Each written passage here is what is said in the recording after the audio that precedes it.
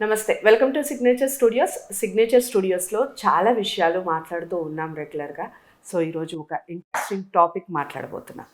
Interesting అంటే నాకు చాలా ఇష్టమైన టాపిక్.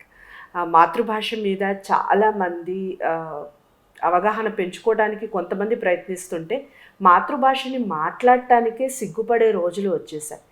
తెలుగుని అంతగా చంపేస్తున్న రోజులు వచ్చేసాయి. కానీ తెలుగుని ప్రపంచవ్యాప్తంగా ఎంతోమంది పిల్లల్ని మోటివేషన్ చేస్తూ తన ఆన్లైన్ క్లాసెస్ ద్వారా ఎంతోమందికి తెలుగు నేర్పిస్తున్నారు, తెలుగు శ్లోకాలు నేర్పిస్తున్నారు.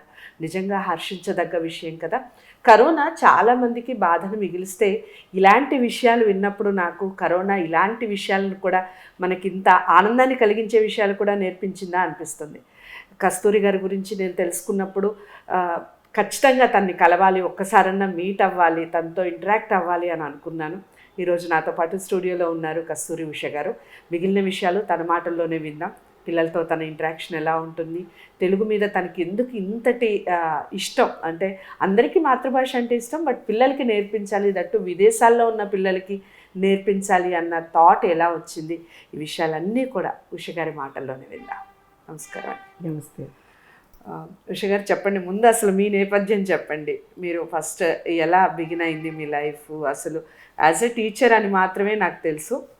టీచర్గా అసలు మీరు ఏ సబ్జెక్ట్ని ఎక్కువగా టీచ్ చేసేవాళ్ళు, దానికి సంబంధించి? ఇమీడియట్లీ నా కాలేజ్ స్టడీస్ అయిన వెంటనే నా ప్రొఫెషన్ స్టార్ట్ అయింది టీచింగ్ ప్రొఫెషన్. ఓకే. అది కూడా డైరెక్ట్గా నేను టీచ్ చేసింది 10th standard advance Telugu teach చేశాను. వాళ్ళ సిలబస్ ప్రకారం, మెట్రికులేషన్ దీంట్లో వాళ్ళ సిలబస్ ప్రకారం.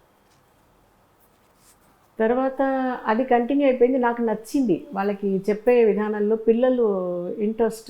ఇప్పుడు మీరు చెప్పారు కదా, భాషనే కాదు, ఏ సబ్జెక్ట్ మీదైనా పిల్లలకి బాగా శ్రద్ధ, అది వినాలి, అది నేర్చుకోవాలని కోరిక ఎప్పుడు పుడుతుందంటే గురువు బాగుంటుంది. Yes, exactly.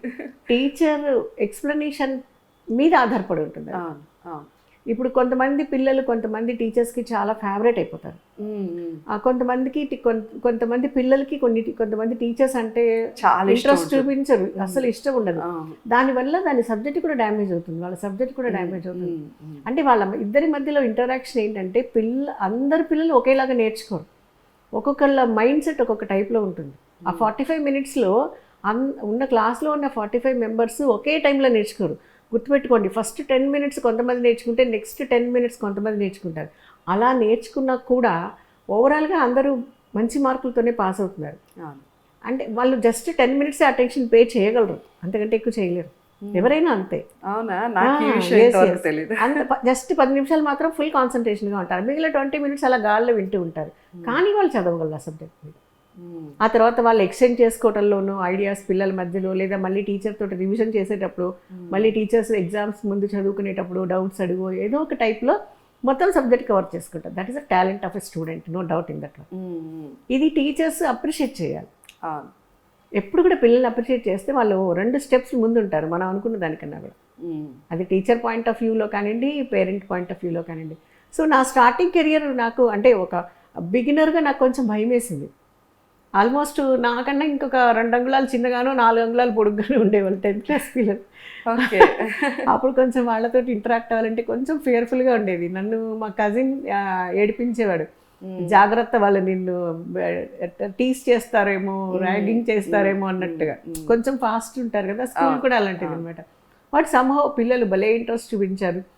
డీప్గా సబ్జెక్ట్లోకి వెళ్తున్నప్పుడు కానీ, స్టోరీ నరేషన్లో కానీ వాళ్ళకి అది చాలా నచ్చింది. సో నేను అనుకోకుండా ఆటోమేటిక్గా నేను దాంట్లో క్లిక్ అయిపోయాను అనమాట. This was happened in Chennai, మెడ్రాస్లో. నా మొత్తం స్టడీస్ అంతా చెన్నైలో అయింది. సో అలా కెరియర్ స్టార్ట్ అయింది. ఆ తర్వాత మదర్ టంగ్ తెలుగేనా? ఆఫ్ కోర్స్, మాతృభాష అక్షరాల తెలుగేనా? అంటే మీరు చెన్నై అన్నారు కాబట్టి డౌట్ లేదు. నాన్నగారు ఉద్యోగం ఇచ్చే మేము చెన్నైలో ఉండి స్కూల్ కాలేజ్ అంతా అక్కడే చదువుకున్నాం, అక్కడే ఉద్యోగం చేసే కొన్నాళ్ళు. ఆ తర్వాత మ్యారేజ్ అయ్యి వచ్చేసిన తర్వాత మళ్ళీ మా హస్బెండ్ ఉద్యోగం ఇచ్చే కొన్ని నార్త్ స్టేట్స్ తిరిగాం. కానీ మా తెలుగుని ఎప్పుడు మర్చిపోలేదు, దాన్ని మాట్లాడటానికి ఎప్పుడు సిగ్గుపడలేదు, బాధపడలేదు. Okay, very happy, very happy. ఇంకొక విషయం ఏంటంటే, తెలుగు భాష, తెలుగు మాట్లాడటం, చదువుకోవటం, ఇవి ఎప్పుడు ఎక్కువ ఇంట్రెస్ట్ ఏర్పడుతుంది అంటే తెలుగు ఏదైనా సరే పుస్తకాలు చదవటం వల్ల ఎక్కువ ఇంట్రెస్ట్ వస్తుంది. ఇప్పుడంటే మనకి స్క్రీన్స్ వచ్చాయి, అప్పుడన్నీ పేజెసే కదా. అవును, బుక్స్ చదవాలి కదా. అది మా ఇంట్లో మా నాన్నగారికి ఉన్న హాబీ ఏంటంటే ప్రతి పుస్తకాన్ని చదివేవారు. ఏమీ లేకపోతే ఫస్ట్ సెకండ్ క్లాస్ పుస్తకాలు దొరికినా కానీ అవన్నీ చదివారు. అంటే బుక్ రీడింగ్ అంత పిచ్ అని చెప్పాలి. సో అది ఆటోమేటిక్గా చిల్డ్రన్ ఆర్ ఫాలో మార్చేస్తుందండి పుస్తకం. ఎస్ మాకు అలాగే ప్రతి పుస్తకం చదవడం. ఇప్పుడు ఎలా అయితే టీవీ సీరియల్స్ కోసం వెయిట్ చేస్తూ ఉంటారు, వీక్లీలో సీరియల్స్ కోసం వెయిట్ చేస్తూ ఉండేవాళ్ళు. అది బాగా అలవాటు అయిపోయింది. ప్రతి పుస్తకాన్ని అద్దెకు తెచ్చుకు చదవటం, లేదా కొనుక్కుని చదవటం. మ్యాగజైన్స్ అన్నీ అయితే మా ఇంట్లో చాలా కొనేవారు నాన్నగారు. అలా మాకు బుక్స్ చదవడం అలవాటు అవ్వటం వల్ల ఆ లాంగ్వేజ్ మీద, తెలుగు భాష మీద ఎక్కువ అభిమానం ఏర్పడిపోయింది. అసలు మీ బెస్ట్ గురువు నాన్నగారు, నో డౌట్ నాన్నగారు.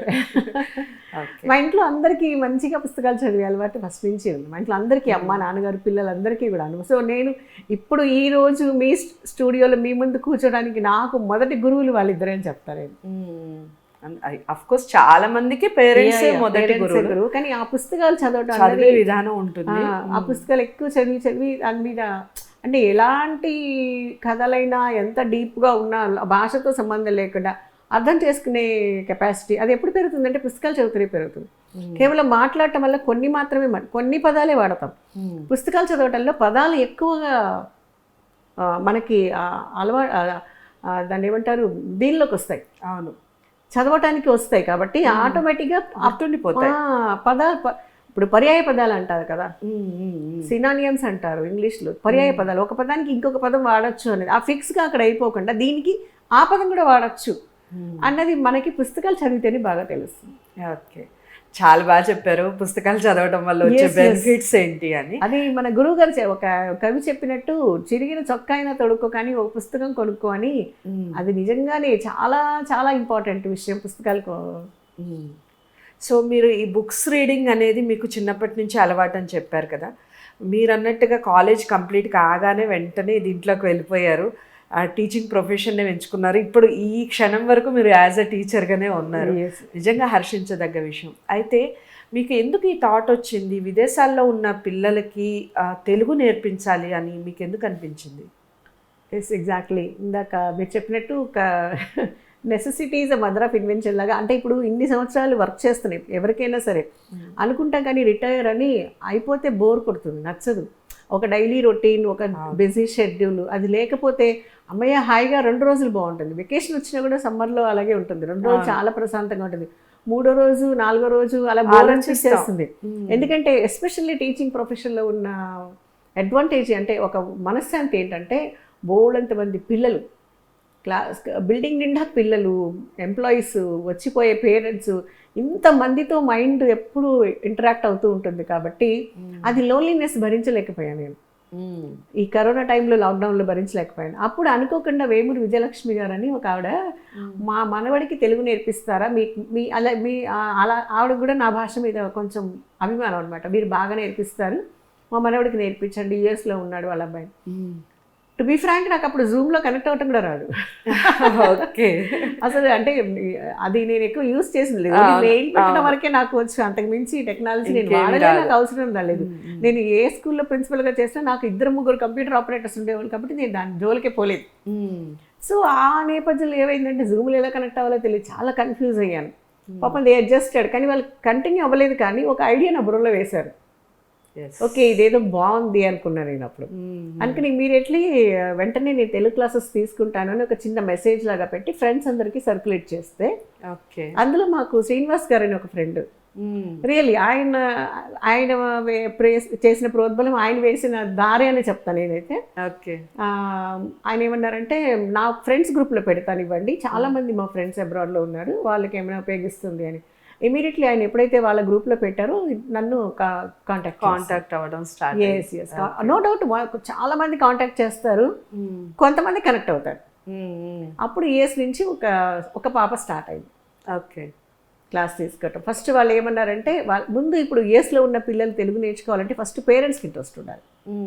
పేరెంట్స్కి ఇంట్రెస్ట్ ఉండి వాళ్ళ ఆ ఇంట్రెస్ట్ని పిల్లల్లో క్రియేట్ చేయాలి. ఈ 2 అయితేనే సాధ్యపడుతుంది క్లాస్ తీసుకోవటం. అలా ఒక పాప వచ్చింది, ఈషా అని. తను ఆల్మోస్ట్ 2 ఇయర్స్గా నేర్చుకుంటుంది. 2 ఇయర్స్ అయిపోయింది. 2 years కంప్లీట్ అయిపోయింది ఆ అమ్మాయి. ఏజ్ గ్రూప్ వాళ్ళు ఉంటారు మేడం మీ దగ్గర? అంటే ఈ ఏజ్ గ్రూప్ ఏమి ఉండదా? చిన్నపిల్లల దగ్గర నుంచి పెద్దవాళ్ళ వరకు ఎవరైనా రావచ్చు? 6 years ఒక సింగపూర్ నుంచి 6 years బాయ్ ఉన్నాడు. వాడు కొంచెం చాలా నాటీ బాయ్, కుదురుగా ఒక దగ్గర but still is learning. Telugu బాగా మాట్లాడతాడు, రాయటం అది నేర్చుకుంటాడు, స్పష్టంగా తెలుగు మాట్లాడతాడు. ఓకే. ఇప్పుడు మనం ఎలా మాట్లాడుకుంటున్నామో అబ్బాయి కూడా అంత బాగా మాట్లాడతాడు. అయితే రాయటం నేర్చుకుంటున్నాడు. ఈ పాప కూడా 7-8 years అమ్మాయి. కానీ అమ్మాయి పొందిగ్గా కూర్చుని చక్కగా చాలా ఇంట్రెస్టింగ్గా నేర్చుకుంది.